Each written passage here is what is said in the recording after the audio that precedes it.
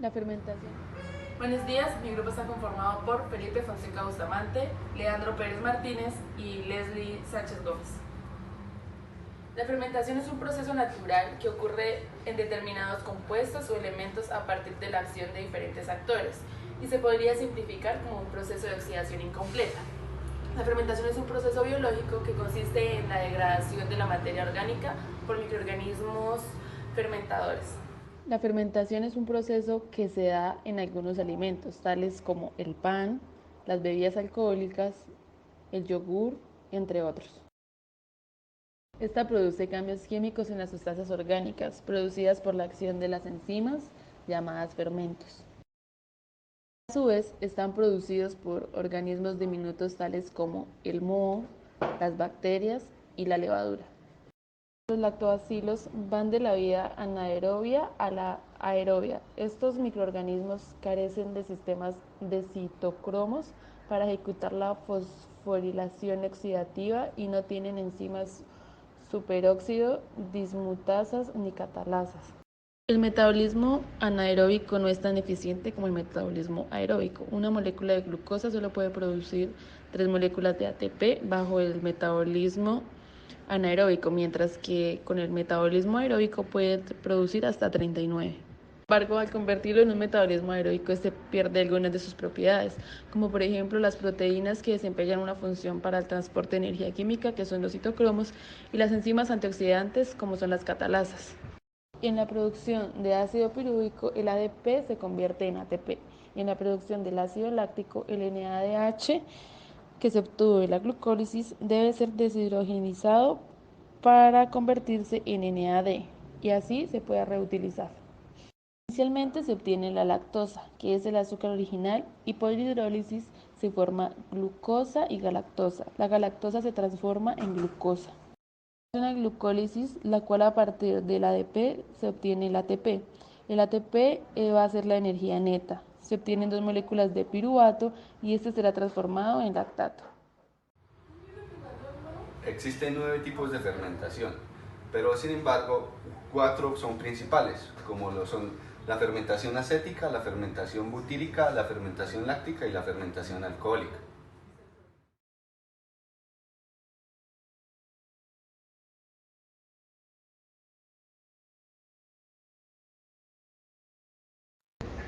La fermentación alcohólica se da de manera anaeróbica y se produce a partir de algunos azúcares y levaduras del género Saccharomyces para la obtención de productos como la cerveza, el vino y el pan, entre otros. La fermentación butírica es un tipo de fermentación en el cual se busca convertir los glúcidos en ácido bútrico usando bacterias anaeróbicas. La fermentación acética es una fermentación bacteriana por las acetobacterias. Es un género de bacterias que transforman el alcohol en ácido acético. La fermentación láctica es un proceso metabólico que realizan ciertas bacterias y hongos. Esto ocurre gracias a que los microorganismos toman la glucosa presente en algunos alimentos y la convierten en ácido láctico y dióxido de carbono. La principal bacteria para la producción de ácido láctico son los lactobacilos. Sin embargo, también se pueden usar los Streptococcus lactis.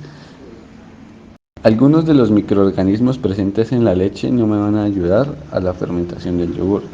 Entre estos se encuentran los cocos, los diplococos, los bacilos, los espirilos. Sin embargo, existen microorganismos útiles en la leche como los estreptococos y lactobacilos. Los estreptococos son responsables de la acidificación de la leche o de los productos lácteos. Se encuentran principalmente en leche cruda y causan algunos cambios deseables, por ejemplo, en la mantequilla, el queso. Por otra parte, los lactobacilos son los bastones que crecen en el suero de los quesos. Son anaerobios y no móviles. Ayudan principalmente al desdoblamiento de azúcares para formar el ácido láctico. El proceso de producción de yogur consiste en 10 etapas.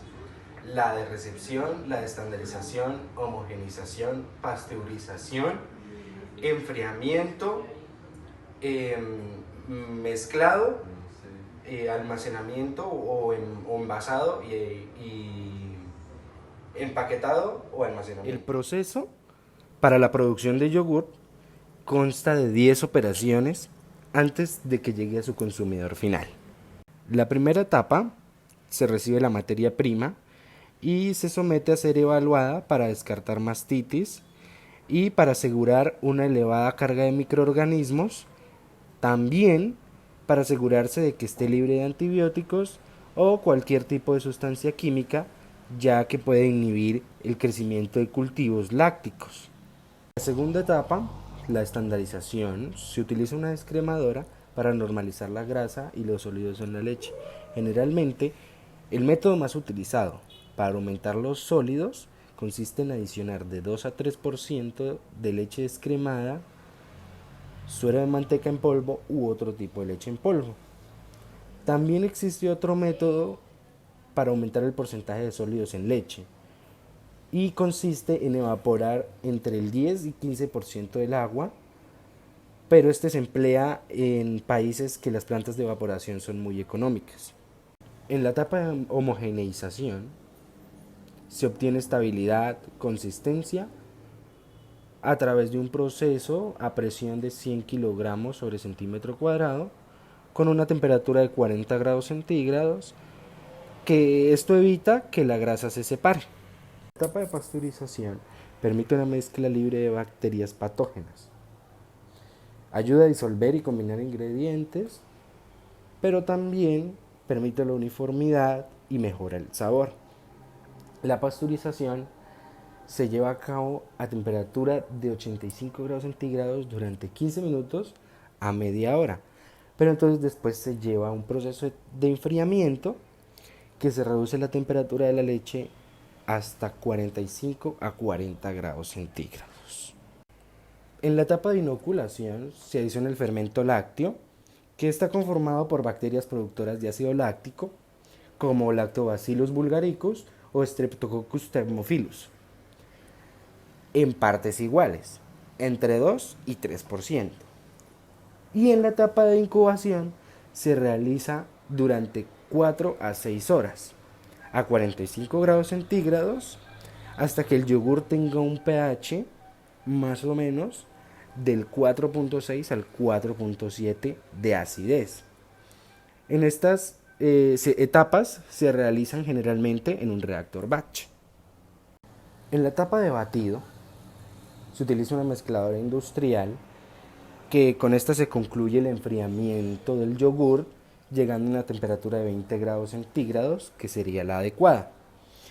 Y se pueden agregar saborizantes, mermeladas de frutas, azúcares, colorantes y conservantes. Para las etapas de empacado y almacenamiento, se coloca el yogur en los respectivos envases y se almacena para su posterior distribución.